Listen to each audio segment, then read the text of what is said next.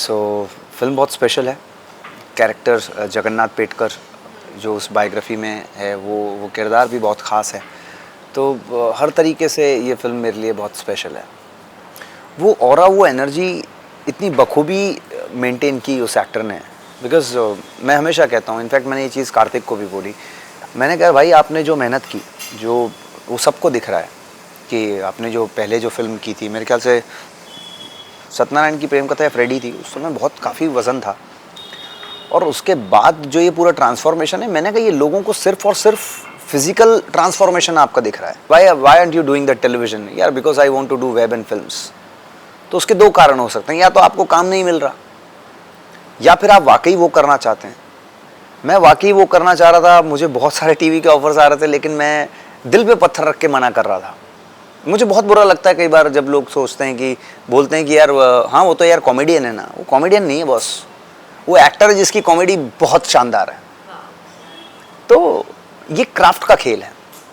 तो मुझे खुशी होती है कि मैं जो करना चाहता हूँ वो मैं कर रहा हूँ, और बस यही करने मुंबई आए हैं, एक्टर हैं। हाय दोस्तों, मैं हूँ अनिरुद्ध दवे और आप मुझे देख रहे हैं मायापुरी पर। Hi Aniruddh, welcome on Mayapuri and मैंने कॉन्ग्रेचुलेशंस। काफ़ी तारीफ़ हो रही है चंदू चैम्पियन मूवी की, और उसमें आपका भी एक किरदार है। आपने भी काम किया, क्या कुछ कहना चाहेंगे? कितनी स्पेशल है ये फिल्म आपके लिए? देखिए स्पेशल तो है ही, क्योंकि जब एक आपका फेवरेट डायरेक्टर आपको डायरेक्ट करे और आपको ऐसी फिल्म में मौका मिले अपना काम दिखाने का, और अब स्टार नहीं, अब सुपरस्टार कहूँगा कार्तिक आर्यन को आफ्टर दिस फिल्म। बिकॉज़ जो उन्होंने काम किया है, जिस तरीके से इस पूरी फिल्म के लिए एक तैयारी की, एक पूरे एक जीवन को, एक जर्नी को जिया है पिछले 1.5-2 साल, जिस तरीके की मेहनत की है, वो अपने आप में बहुत खूब है। सो फिल्म बहुत स्पेशल है। कैरेक्टर जगन्नाथ पेटकर जो उस बायोग्राफी में है वो किरदार भी बहुत ख़ास है।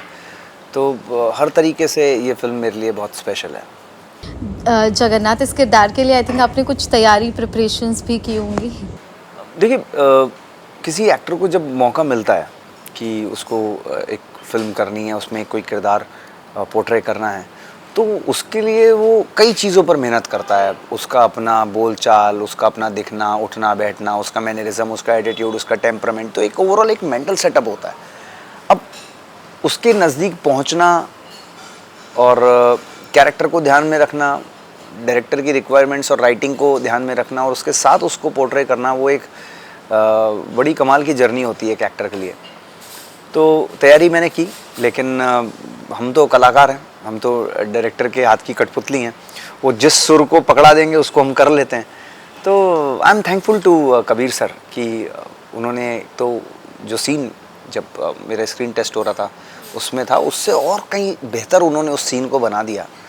और वो सीन इतना अच्छा है कि थिएटर से निकलने वाला हर इंसान उस सीन की एक हाईलाइट पॉइंट है उस फिल्म का, उसकी सब लोग तारीफ़ कर रहे हैं और मुझे प्यार मिल रहा है। इससे ज़्यादा मेरे लिए और क्या खुशनसीबी होगी। ग्रेट।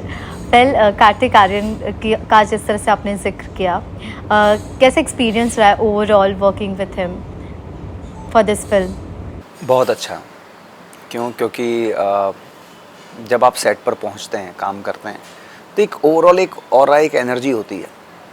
वो ऑरा, वो एनर्जी इतनी बखूबी मेंटेन की उस एक्टर ने। बिकॉज़ मैं हमेशा कहता हूँ, इनफैक्ट मैंने ये चीज़ कार्तिक को भी बोली। मैंने कहा भाई आपने जो मेहनत की, जो वो सबको दिख रहा है कि आपने जो पहले जो फिल्म की थी, मेरे ख्याल से सत्यनारायण की प्रेम कथा या फ्रेडी थी, उस समय बहुत काफ़ी वज़न था। और उसके बाद जो ये पूरा ट्रांसफॉर्मेशन है, मैंने कहा ये लोगों को सिर्फ और सिर्फ फिजिकल ट्रांसफॉर्मेशन आपका दिख रहा है, बट एज एन एक्टर जो एक मेंटल ट्रांसफॉर्मेशन होता है। बिकॉज आप जब एक किसी कैरेक्टर को पोर्ट्रे करते हैं ना, तो आप उस कैरेक्टर की, उस किरदार की एक साइकी को समझते हैं। तो वहाँ तक पहुँचना जो है वो एक अलग मेंटल ट्रॉमा होता है। क्या करना है, क्या नहीं करना है, कितना कब करना है, वो एक एक्टर के लिए बड़ा मशक्क़त वाला काम होता है, और वो कार्तिक ने बहुत अच्छे से किया है। चाहे उनकी अपनी एक्टिंग स्किल्स हों, चाहे अलग अलग क्राफ्ट। बिकॉज इस फिल्म में आपने देखा होगा दंगल भी है, इसमें बॉक्सिंग भी है, इसमें स्विमिंग भी है। अब उस आदमी ने हार ही नहीं मानी। And similarly the same thing goes with Kartik Aaryan. ये जो एक ये है the man who refuse to surrender, ये मुरलीकांत पेटकर जी के लिए। तो अगर आप वो कहानी देखेंगे ना तो आपको समझ में आएगा कि यार बड़ी अच्छी अच्छी फिल्में देखी हैं, बड़ी बायोग्राफीज लिखी हैं, लेकिन ऐसा कौन इंसान होगा जिसने बहुत बुरी बुरी सिचुएशन रही लाइफ में लेकिन उसने अपने हथियार नहीं छोड़े, हार ही नहीं मानी, सरेंडर ही नहीं किया। कोई और होता तो बहुत अलग अलग लोग चीज़ें करते हैं अपनी लाइफ में, चाहे वो लोग कहते हैं कि मैं अपनी जीवन ख़त्म कर लूँगा, सुसाइड कर लूँगा, या फिर अब जी कर क्या फ़ायदा, या छोड़ देते हैं अपना एक जो सपना होता है। लेकिन इस कैरेक्टर ने छोड़ा नहीं, वो ही काम कार्तिक ने भी किया। शायद एक मौका होता, बिकॉज उनके पास इतना फिल्म, इतना काम, इतने कमिटमेंट्स हैं, बहुत स्ट्रिक्ट वे में उन्होंने इसकी तैयारी की, एंड जो काम निकल के आया है वो मार्वलस है, वो नेक्स्ट लेवल है, आउटस्टैंडिंग। कन्वर्सेशंस भी आपकी हुई होंगी उनके साथ, सीन्स भी हुए हैं, ऑब्वियसली उनके भाई का किरदार आप निभा रहे, किस तरह से सारी चीज़ें रही आपके लिए? देखिए, जब आप काम करते हैं, सीन करते हैं, तो कॉन्वर्सेशन तो होता है। कार्तिक के साथ हमेशा कॉन्वर्सेशन जो रहा मेरा, वो मोस्टली इस फिल्म के सीन्स और सीन्स के अलावा जो एक ओवरऑल जर्नी है किसकी, कार्तिक की, वो भी किसके साथ, उस कैरेक्टर के साथ, मुरलीकांत पेटकर के साथ। वो कैसे कैसे तैयारियां हो रही हैं, कैसे वो पूरा एक उसकी बुनाई हो रही है उस कैरेक्टर को बनाने के लिए, किस किस तरीके के और सीन्स हुए, किन सीन्स के लिए कार्तिक ने किस तरीके से तैयारी की। बिकॉज मेरा जो पोर्शन है वो वाई सतारा वाला है जो बेल्ट का है, उसके अलावा लंदन में भी शूटिंग हुई, कश्मीर में भी हुई। तो हम लोगों ने बहुत बारीकी से अलग अलग कैरेक्टर्स को, उसकी बारीकियों को बात करना, डिस्कस करना, सीन्स को जो मेरे कार्तिक के साथ सीन है उनको डिस्कस करना, वो बड़े मतलब एक अच्छा समय बिताया। तो वो दौर को, उस समय को मैं नहीं भूल सकता, and we had really good time together, and he is been very cooperative on sets.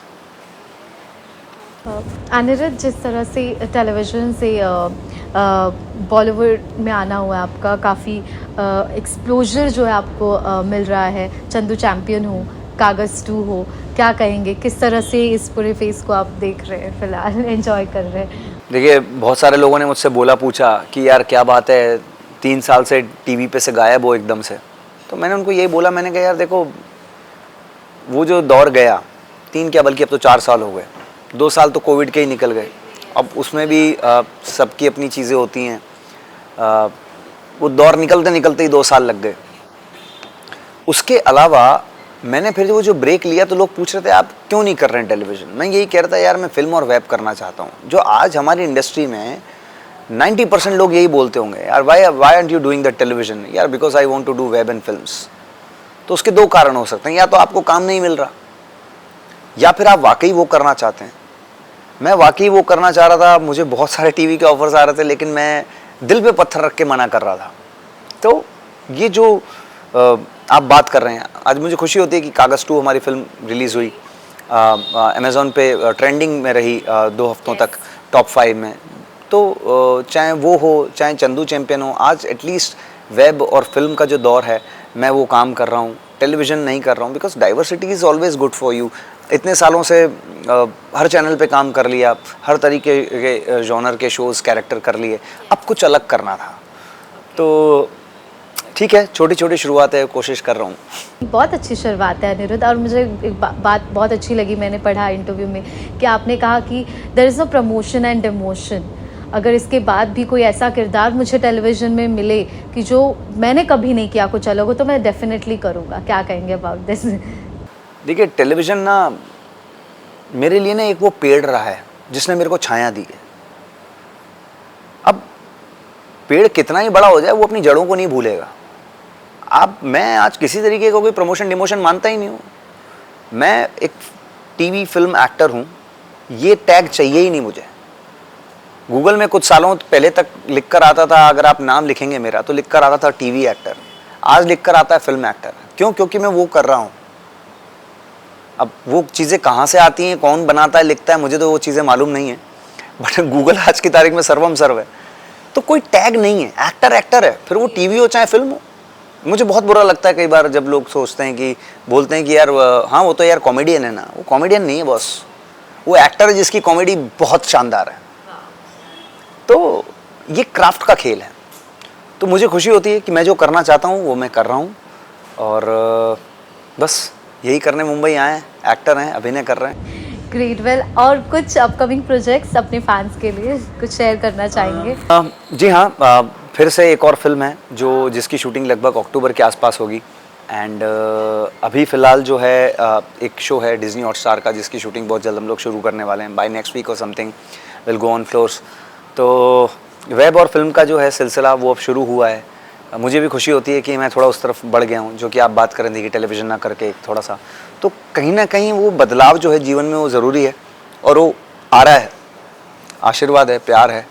बहुत सारे लोग बोलते थे यार आप फिल्में क्यों नहीं करते हो, मैंने कहा यार करने से नहीं होती, फिल्में मिलने से होती हैं। मिले तो सही, मुझे मौका मिलेगा तो मैं अपने आप को प्रूव कर पाऊँगा। अब वो मौका मिला तो मैंने अपने आप कोशिश की है कि मैं अपने आप को प्रूव करूँ। Great, thank you so much Aniruddh, बहुत अच्छा लगा आपसे बात करके। फैन से क्या कहना चाहेंगे? जो भी फैंस हैं उन सब लोग को ये कहना चाहूँगा कि आप लोगों ने यार इतना प्यार दिया है आज तक, आप लोगों की वजह से मैं टिका हूँ।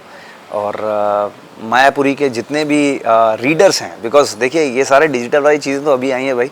मायापुरी मैगज़ीन मुझे ध्यान है, सबसे पहली फिल्मी मैगज़ीन अगर हम लोग पढ़ते थे समझ में आता था, स्टेशन पे जाते ही मैं कहता था पापा मम्मी को यार एक मायापुरी दिला दो, तो वो कहते थे तो मुझे याद है, तो ये पढ़ के एकदम से बड़ा नॉस्टैल्जिया सा हो गया मुझे।